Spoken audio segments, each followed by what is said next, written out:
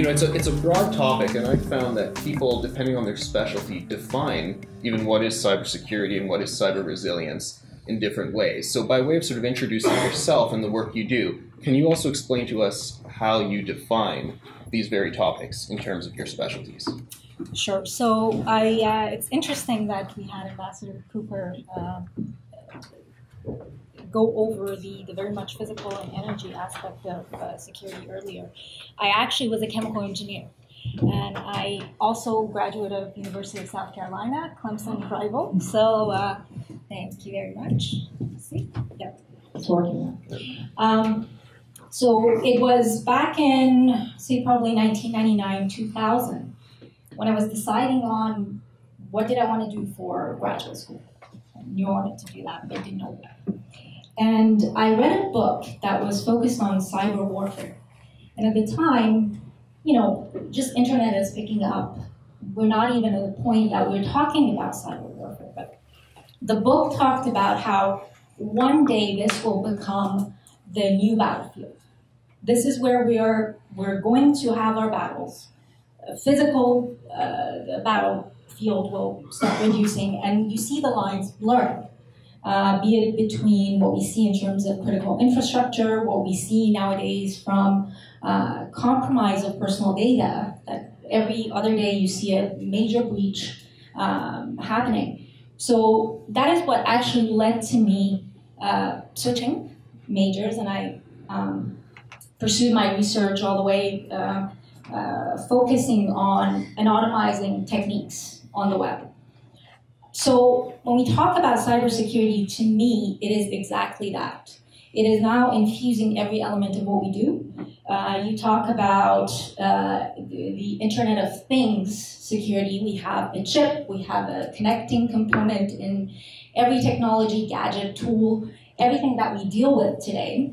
And what is the impact of that from impacting us individually to our critical infrastructures, and what are the motives behind that?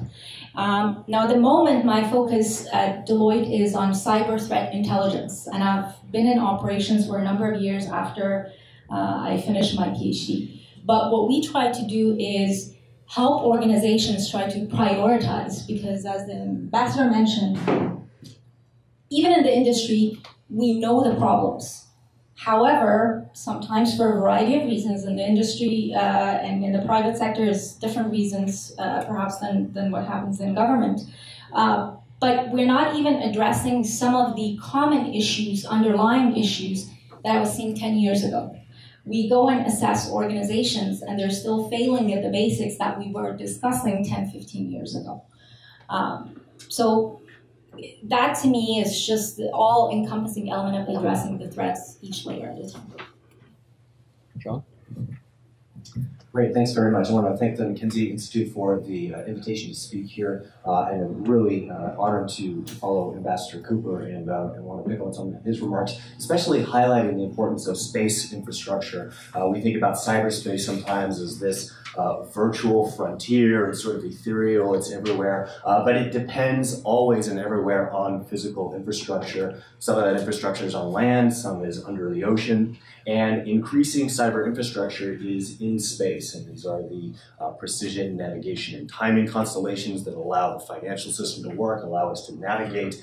These are the imaging systems that allow us to move around, to understand the world scientifically, to provide intelligence resources. And that infrastructure is incredibly vulnerable. In fact, I just got back yesterday from a set of discussions in California with nuclear weapons laboratories and the U.S. Strategic Command, going through some of these scenarios involving, perhaps a Russian incursion into the Baltic states, and there were plenty of cyber effects that were being generated through space. So when I think about cyber vulnerabilities, I think increasingly about the cross-domain problems of linking together effects in one domain to create something somewhere else. to provide a something that the adversary didn't think of across another axis where maybe you're not organized to defend against. So I think that's a really important theme. When I think about resilience, I think my own research and my background really leads me to stress the link between the technological and the human or social components. Resilience is a fundamentally socio-technical problem. If we don't understand the economics and the politics of the organizations that we expect to be resilient or fear that may not be resilient, then we're really missing an important part of the question here. So I think we can kind of divide this into engineering resilience, where we can look at a system, we say, oh my goodness, this is vulnerable. We look at all of the different failure modes it might have, ways in which fail-safes may also fail, the very complexity which makes it difficult to understand. And if that gets us to start looking at how we can engineer vulnerability, engineer resiliency, create defenses against attack vectors that we understand in a better way, that's a good thing. And in fact, the lessons from the interwar years are really relevant here. When long-range strategic bombers were first used in the First World War, but before the Second World War, there was great fear that the bomber would always get through, that this was an incredible tool that would be devastating societies, and there was nothing society could do. And the Royal Air Force really believed this, and they believed it so much that they started thinking really, really hard about defense. And they made major investments throughout the interwar, which resulted in the Battle of Britain being, to this day, the poster child of effective command and control, using a smaller number of fighters, but putting them in the right place, understand what's going on. And it was the fear of the potency of the bomber which created investment over a 2-decade period of time in defenses. So that's important. I also want to stress maybe this concept I'm calling inadvertent resilience. And it's something in the cyber domain that we don't think about a lot because we look at large scale, especially homogeneous systems like electrical power grids, where you have similar components that are all over the place. If there's a vulnerability in one place, the vulnerability is going to be throughout the entire system.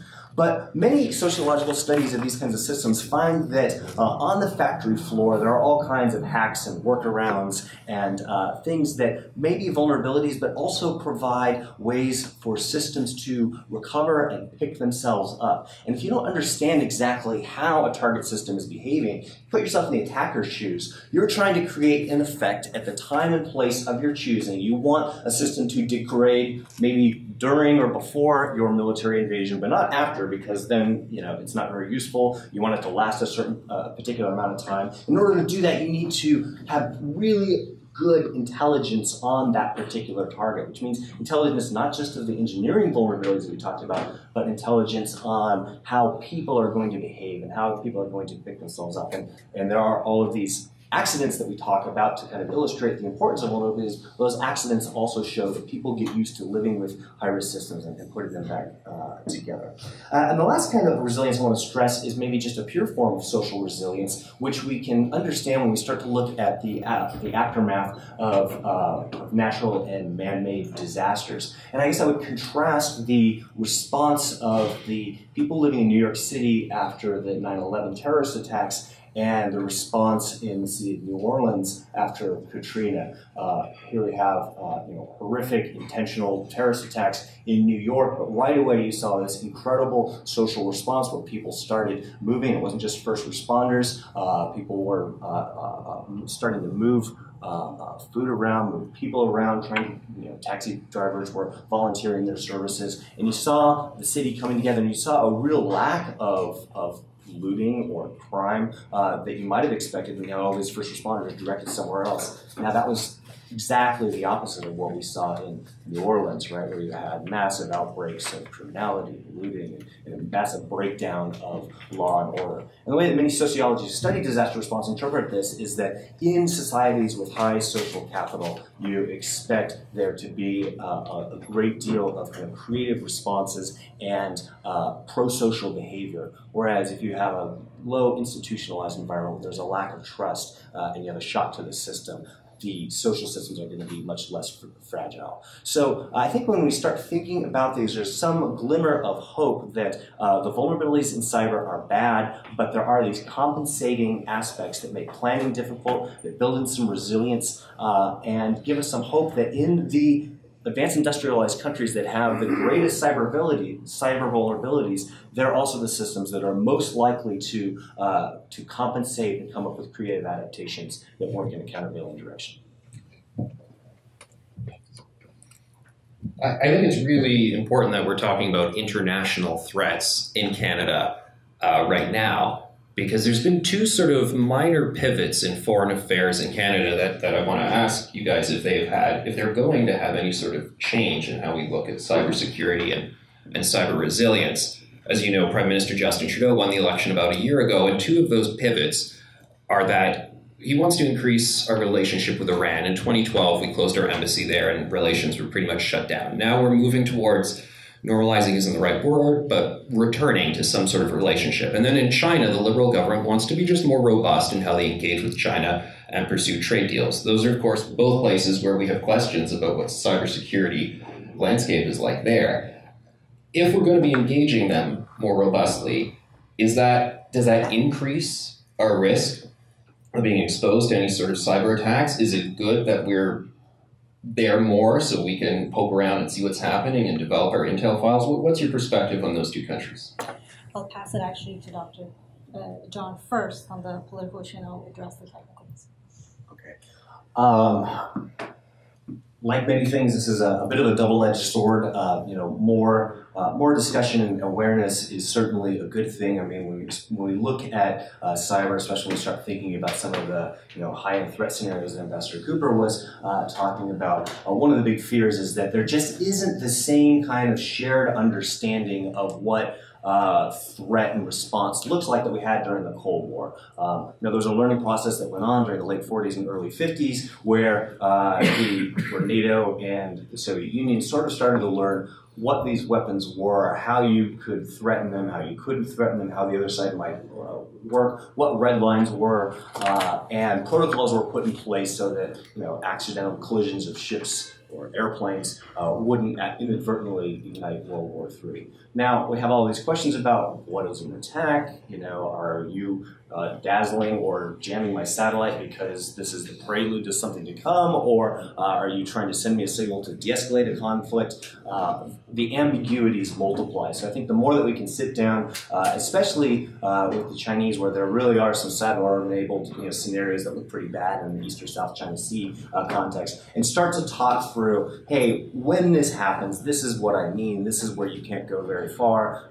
There was a recent decision to put in a red line between Beijing and Washington. There's already one between Washington and Moscow on specifically cyber issues. So those are good things. The bad part is that all mischief in the cyber domain depends on deception. Okay, these are human-designed protocols for connection and commerce, which usually benefit all of us. And so even the most secured systems have to have a handshake, and they rely on some degree of trust. The more sophisticated the system, the more sophisticated the trust. The more sophisticated the trust, the more sophisticated the opportunities for very creative stratagems, hijinks, cons, what have you. So if we have agreements not to do certain things, you just start setting up the possibilities to do more sub rosa activity in a more creative way. I think that's a big thing that's happened with China. There was a great deal of very noisy industrial espionage activity, much of it run by the Chinese military, a lot of it with official sanctions, some people moonlighting on the side. After discussions in September of last year, a lot of that has been tightened up. Ongoing centralizations have nothing to do with these talks that are also going on. But the activity didn't stop. It just moved from the PLA, the Chinese military, to the Ministry of State Security, which is the Chinese CIA, right, the Foreign Intelligence Organ. They've been understood to be more technically competent for a long period of time. And because the costs of being blatant in your espionage were higher, we've just now incentivized more sophisticated, quieter espionage. It's important to remember that we only know what the NSA does because of Edward Snowden. It wasn't really compromised in the wild. Stuxnet is an interesting example we can talk about. But the Chinese, they were very, very, very noisy, right? So I think we've seen a change in the kinds of activities that are taking place. So on that front, I think the challenges of the blurring lines and essentially you have various threat actors with different motivations that are taking pages from each other's books. So it's making it much more difficult in a way to discern who might be behind an attack attributed accurately, which is in the intelligence, in the cyber intelligence domain. My focus is primarily on the technical side of it. But how do we discern who might be behind it? Because again, you have deceptive techniques that are being used. There are examples of many recent threats that we've seen, which get attributed to Russia, for example. And then we see a threat actor comes up and says, no, that was not the Russian government, I was behind it. But you analyze it further and you dig deeper, well, it seems like it's somebody trying to mask or deflect the blame. So it's becoming much more complex, and that's why I feel that on the industry side of it, sometimes we try to focus on attribution may be difficult. Just because if you think about some of the advanced techniques or malware that is being used, sometimes we see in the technical intelligence community that just because of the fact that certain techniques, technical elements that were used in one attack may be similar to another, we can go down the wrong path of attributing an attack to one source where it might not be that at all. And that's because there's a lot of reuse, communities are learning from each other. An attacker actually can take an element and copy it and emulate it and pick up on it. Interestingly enough, we had, in my team, we were we're researching a piece of malware that was used by a Russian APT. And we were doing that in the context of simulating a threat that was as realistic as possible for a client that was targeting their industry. And it's simple enough to sometimes take these weapons, we call them, you can repurpose, rebuild, and neutralize, in our case, and deploy them again. So I think that's one difficulty. And the other challenge is, and I'm actually Iranian by birth, so I have lots of key fun facts that keep coming up. So I think a lot of governments, be it friendly or hostile history, what have you, there is great investment in cyber warfare in these fronts. And you go to certain regions where I left Iran when I was very young, I was 6, but again, you're exposed to some of these elements. You have very young generations that grow up with, for them trying to bypass and learn these evasion techniques where you can get around boundaries, get around what censorship elements the government may have put in place. This is what you grow up doing. So in a lot of environments like that, it's actually very easy for them to tap into that talent and the mindset and try to turn that into cyber army, if you want to do that. So I think those are the interesting elements that we are especially seeing coming out of the Middle East, where you're seeing how some of these underlying factors that have resulted in individuals who understand it or who may be able to contribute to it then lead to cyber armies down the line. And Iran actually, I think, is one of the top countries investing in that at the moment. Ambassador Cooper mentioned that the U.S. government and the various states, many of them have failed to do their duties to protect against an EMP attack. When it comes to cybersecurity in general, have you found that in the international perspective, government is just not, and I appreciate the point that it's just hard to know what's going on and where these attacks are coming from, that there's a lot more that government should be doing. Government can learn from academic circles, or government can learn from what industry and what corporate clients are doing right now. Is there some sort of best practices that can push the conversation forward?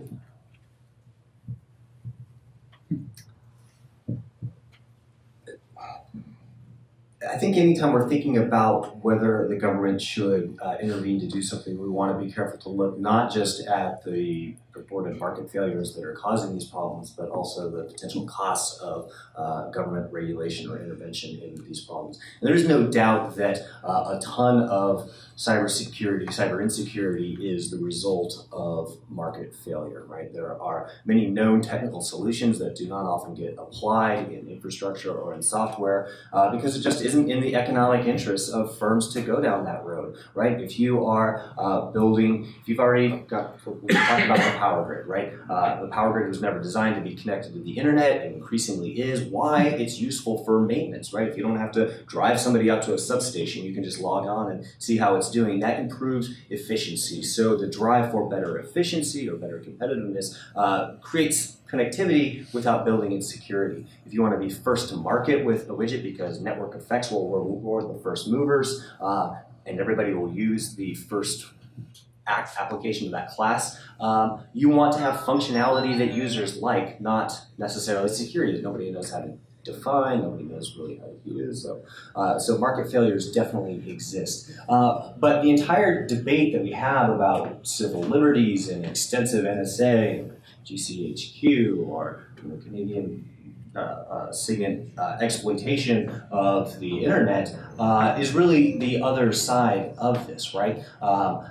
So there's the civil liberties problem. Industry is also worried that, hey, if you mandate cybersecurity standards, might you be precluding innovation in the cybersecurity industry? That if firms were required to start working with the growing cybersecurity industry, which was very, very small 2 decades ago and is now coming up on $200 billion worldwide, right? Maybe that wouldn't be as robust. So I think this comes down to we still have a bad understanding of how severe the threat actually is, what is going on. We're still relying on a lot of anecdotal data. We're still relying on a lot of data from for-profit cybersecurity firms that are providing investigations in exquisite detail, not because they want to provide this useful public good for academics to improve our research, but because they want to advertise the technical sophistication of the company. And this points back to the original problem that because these firms can't actually measure and talk about security specifically, they can't talk about what their product is actually doing, they have to compete in this other domain, which is advertising their ability to identify the latest Russian or Chinese or Iranian APT. And so I think this turns to the biggest thing that the government can do is improve the information that we have about the kinds of threats that are actually out there, start generating reliable data. And once we have that, we can start making informed choices about the balance between market and regulatory failure. But right now, because of, I think, some inflated threat stories, we've been racing towards regulation and aggressive intervention in areas that we perhaps shouldn't. And how do we improve that intel? Just more sort of people on the ground, listening more closely? A lot of that information already exists. I mean, there's plenty of threat data, but it's not standardized because there's been no effort to collect and standardize information from firms in a way that's releasable. There's plenty of low-grade information within the Five Eyes intelligence community, which could be sanitized and released in a certain way that would be useful. I appreciate that it's a very difficult mindset change for the intelligence community, which is used to doing its own thing against a very well-resourced and hostile foreign adversary. And now you're having to open the door and let civilian industry and civil society, NGOs, participate in that same intelligence, counterintelligence set of interactions. That's a really tough problem. But I think a lot of the information exists, but it's just trying to get it into a standardized, useful format that is out there and public. And again, that's breaking down some barriers. So in a sense, we almost need to deregulate parts of the existing information cyber infrastructure, not add on more. So I'll again focus on the technical piece of what I'm seeing in terms of challenges, especially with a lot of organizations that I've worked with over the past 10 years. I was actually looking at a report last night where it had some statistics around awareness of the types of cyber threats that are out there, or at least, again, anecdotal conversations that people tend to have. And I had a colleague of mine mentioning that, cybersecurity now has gone mainstream. Mr. Robot got an Emmy. So it's conversations are there, awareness is there. But a lot of times what happens, I see multiple challenges in our industry, the security industry, and within organizations as well. So sometimes because of what may appear to be sensationalism, and we talk about advanced threat this, advanced threat that, but we fully understand, who's really targeted by that or who's really affected by that. It's easy enough for us to, or for many organizations to feel overwhelmed. They might feel compelled by the many vendors in the industry that would try to say, okay, here's the solution you need, and it's your silver bullet to addressing these threats. So we're trying to chase something that we think is more advanced, while setting aside the foundations that are to this day the reason why a lot of these attacks and breaches are successful. It says a lot when we still see vulnerabilities and phishing as the top two attack vectors where threat actors are getting in. It was the same when I started in this domain. So nothing, in a lot of ways, a lot has changed, but a lot remains the same.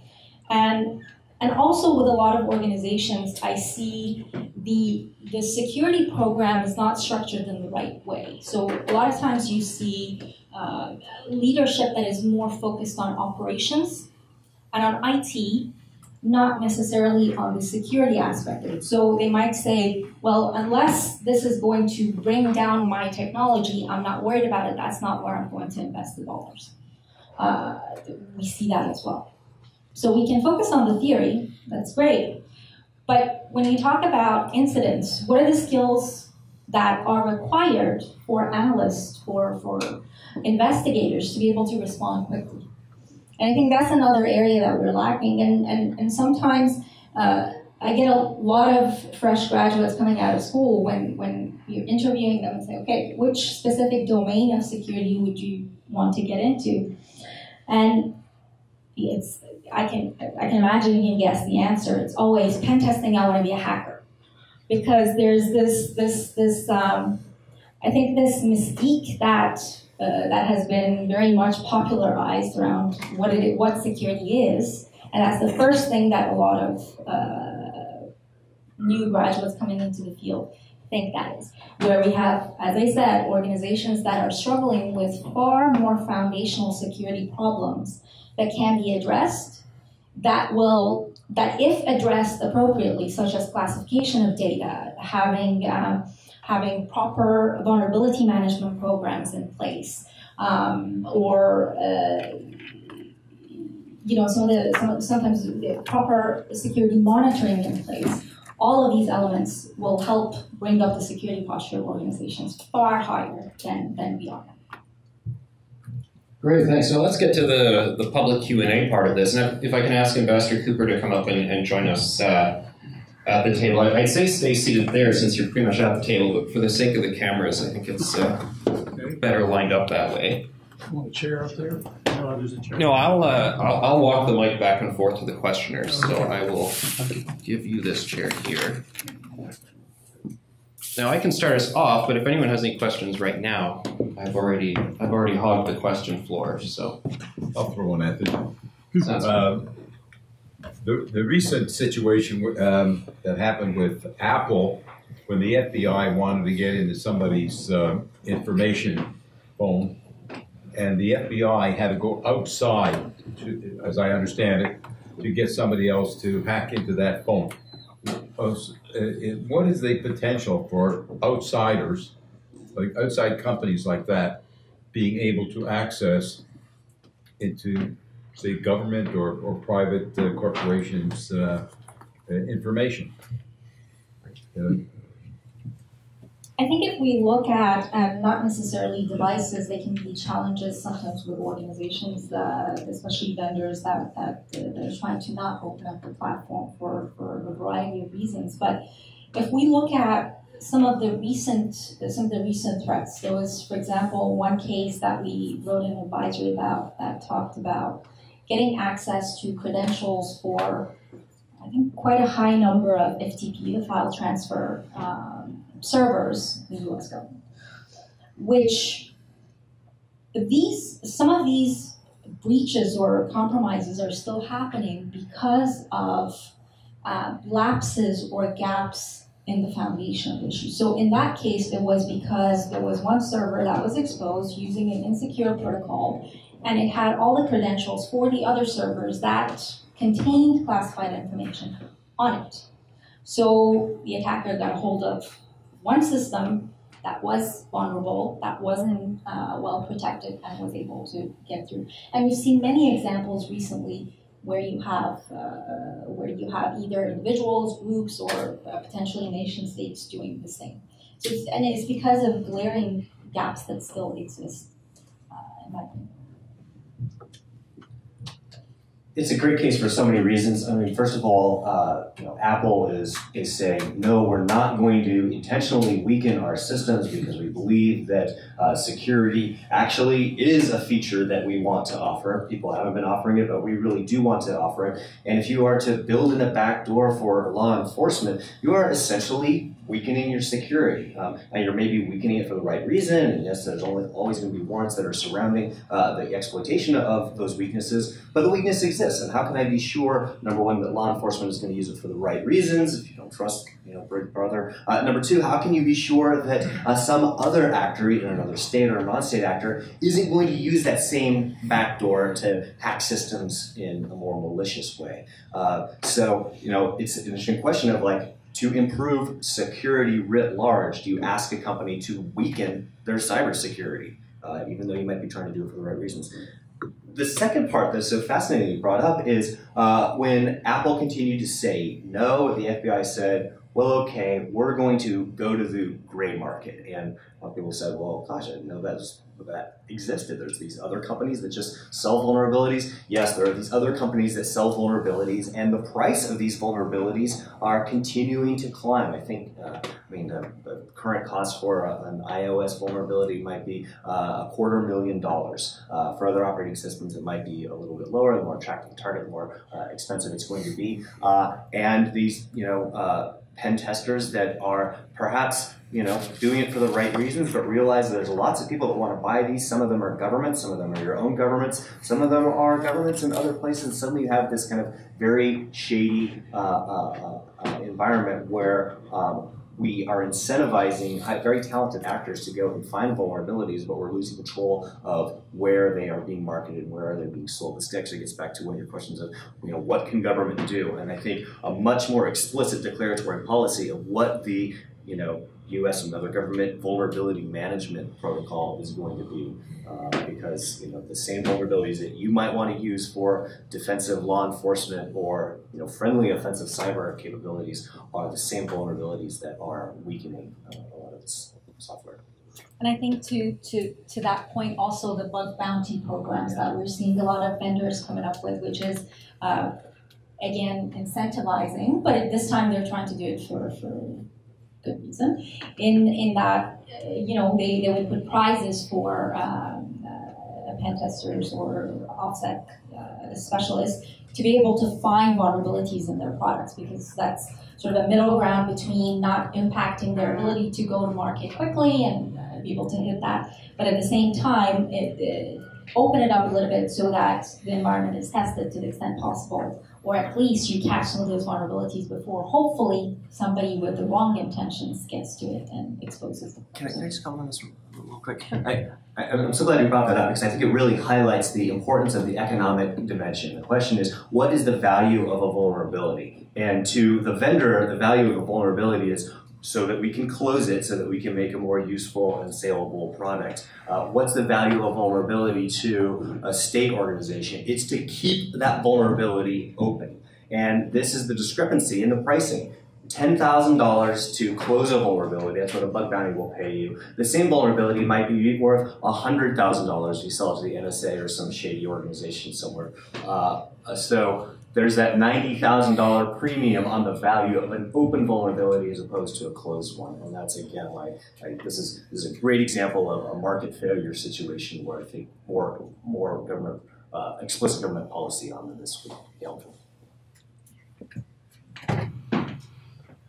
I find it constructive that you talked about weaponization of these tools and the sort of need for it when we began our conversation, contemplating the potential impact of irresponsible people having access to the last kind of weapons, nuclear weapons. As we move forward, those same things that we deploy to protect ourselves for all the right reasons can potentially end up harming us a great deal.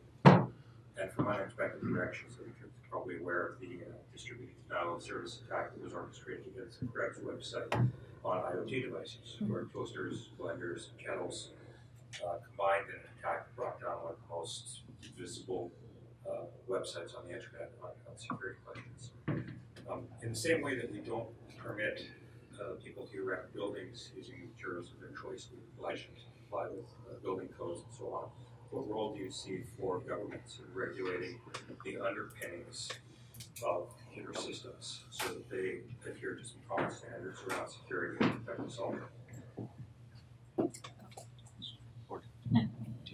Go.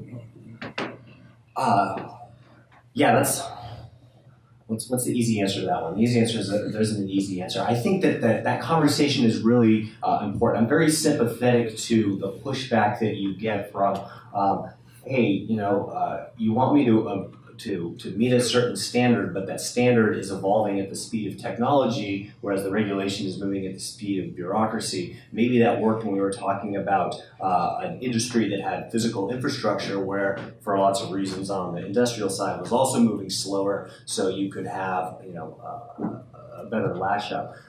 So there's going to have to be, there needs to be something along these lines, but it can't be mandating use this particular protocol, use this particular kinds of software, do these particular kinds of things. There has to be an opening to being able to interact in a new way. But maybe that means mandating more transparency about the kind of security that you're working, having regular audits. Of course, breach disclosure notification, I think, has been demonstrably good for cybersecurity. It's something firms hate to say that they've been hacked, but once the SEC starts requiring notification of breaches against firms that meet a certain threshold, that starts to go out there, improves data, improves the incentives for making sure those aren't going to happen. That kind of stuff is good. So I think the intention is right, but we need to figure out how we regulate that intention without regulating the specific steps that we need to do. Maybe you can.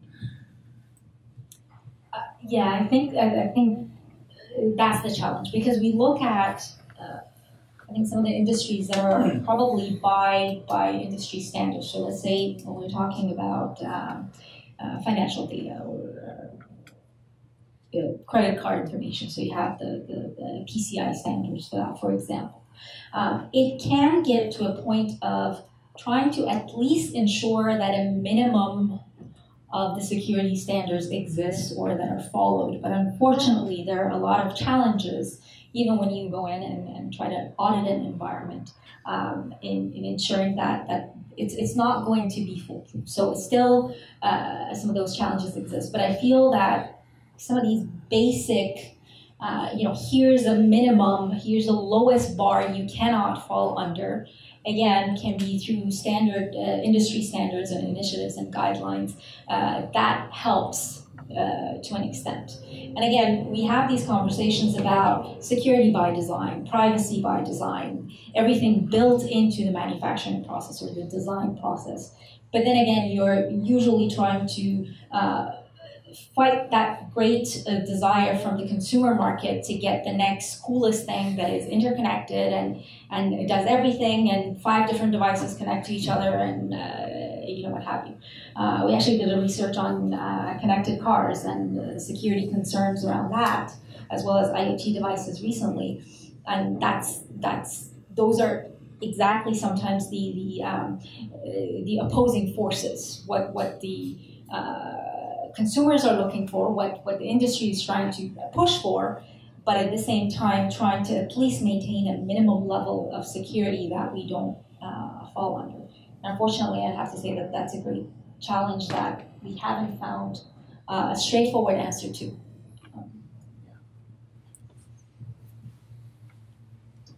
Thank you very much, first of all. That was a phenomenal and slightly salutary presentation from both parties. I've got two questions, I'm afraid, to be slightly cheeky. For Ambassador Cooper in particular, if you were to put your hat on as a leader of a terrorist organization, how would you attack the US electricity grid? And why haven't we seen it happen yet successfully? And more broadly for you, are we actually looking at a shift in the global balance of power because of cybersecurity initiatives and changes? Or is this a constant within the balance of power that we've seen over the last 30 to 50 years? Well, I think with respect to the latter question, we're really at the beginning of a new, I don't know what the right word is, paradigm. We've worried about the use of the web since the web was invented, the DARPANet, and how to have security with it. I have a bias that may be incorrect. My colleagues may correct. Anything you put on the web is there forever. It's a question of whether you can find it and exploit it. And that is the nature of the beast with the intelligence communities and so on. On the side of those of us who want security, we'd like to be able to exploit this fact to determine how cells of the sort you're talking about are formed and put together and that sort of thing. And when you get the overlay of regulatory constraints on top of the viable approaches, technical approaches to working this problem, turns out that the government itself inhibits our ability to fully exploit the inherent capabilities, the technical capabilities. This is my bias. These folks are experts. I'm an old, I won't use the term I started to use. But anyway, I bent my pick on a lot of other issues. But I did work hard on this one at one point in my career. It hadn't been that long ago, in fact. And I had my grandson, who had no clearances whatsoever, help me try to figure out how to determine how terrorist cells might come together to exploit whatever they could get their hands on to produce, buy, steal, whatever, a nuclear device, whether a dirty bomb or a real one. And I let's just say there's a lot of stuff out there, and it's exploitable. He didn't know what he couldn't do, my grandson. When we got done with the work, and I had another fellow working with me as well on this, who wrote his own web crawler rather than to use the gadgets from NSA or wherever where he had tickets to go. And by the way, some of his friends came and said, "What are you doing?" Because he was finding stuff they were hiding.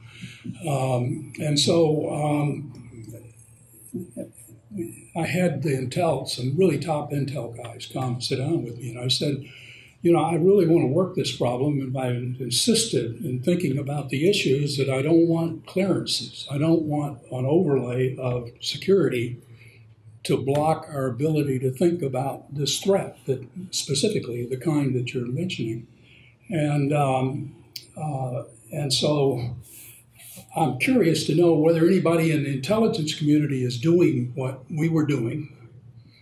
And if not, I'd be interested in working on it if you'd like. And if so, I'd like to talk to the individual just to satisfy myself that they know what they're doing.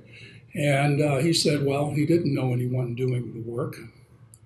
And yes, he'd love to do it, but he couldn't. And that is when I went into studying Title 10 and Title 50 and Title 32 and all of the bureaucratic constraints that we throw up that inhibit the analytical work that can go on. So it's a very tough problem that you're getting at. And I'd be interested in comments that colleagues here will make, but that's a real challenge. Snowden, put a whole bunch of stuff out. I'm not sure how much of what Snowden had is novel that couldn't be, not my grandson, but others maybe more proficient than him. He was not a computer guy. He's a really smart kid, but he was a mechanical engineer. and what he was doing. On the first, if I were worried about the threat to the grid itself, I think you have to worry about a combination of the kinds of things I talked about. If they get their hands on nuclear weapon, I think all bets are off. Some of these people who want to kill us, they want to kill as many as they can, and that becomes quite a means to an end. But if they were to attack us, I fully expect there'd be all sorts of diversionary tactics thrown into it. I mean, including the physical attacks, distracting the police and others that would be inhibiting to whatever their main thrust might be. We have to understand that the folks we're dealing with are not dummies. They're well trained. Many of them have gone to our finest universities, and their own too. And so I think in terms of a combination of these things, cyber would certainly be a part of it. I would think of that as an early piece of the action. But the big kahuna in the whole business is the nuclear EMP. If they get their hands on that, I'm telling you that Katie barred the door. I think we'll wrap this up in a moment, but did you want to offer some concluding remarks based on the gentleman's question and the panel in general? Sure, fantastic question. And I think this question of the absence of attacks is not just a cyber question. I mean, this is a question that goes for terrorism in general. There's plenty of things that are terrifying, suicide bombers in shopping malls, DC sniper type event that are incredibly easy, well understood. You don't have to be that smart to pull them off, and yet they're not happening. Why are they not happening? Either it's harder to pull off than we actually think it is because people draw up all kinds of clues once they get involved in the conspiracy and try to come to North America. And do such a thing. The other thing is they might not have the motivation. And in the cyber piece, this is a really big deal, right? This is an information system. Information systems are useful for information, not for physical destruction. And so the information that's useful in conflict is intelligence gathering, is proselytizing, recruiting, propaganda, disinformation, all of the dark arts of kind of traditional intelligence covert action world have gone online. And terrorist organizations understand that very well. And all the research shows that's where the interest and usefulness of it is. You want to use it for the non-lethal activities to support your lethal activities in other domains. Again, this is a cross-domain issue. The question about the shift in the balance of power, I think, is also really critical. We often talk about this as a brand new set of threats. I like to point out that the web is 25 years old, the internet is 50 years old, electronic warfare is 100 years old, and transatlantic instant communications are 200 years old. So cyber has been with us for a long time. It's been getting more powerful, more capable, and it has been pioneered by corporations and governments to improve control. So it's an asymmetric technology, but in the opposite direction that we usually think about. This is a tool that makes strong states stronger. So while there are lots of things that we need to worry about, these are things like the use of cyber in combination with a large-scale Russian or Chinese military adventure or American military adventure somewhere in the world, not kind of these asymmetric attacks. The big cases that we think of are, China hammering corporations and human rights organizations, the U.S. and Israel using Stuxnet against Iran, Russia going after Georgia and Ukraine. These are all cases of the strong against the weak. So I think this cyber makes strong states stronger, enables everybody to do lots of things, but this is a little bit different than we normally think of it. All right, great. Thanks very much to Ambassador Cooper and to Dr. Maryam Jafari Lafti, Professor Lindsay. Brian, did you want to say some remarks before we go to break? Okay, well, we'll convene for coffee break right now, and then we'll be back in about 15 minutes. I think it's just in the adjacent room. Thank you, everyone.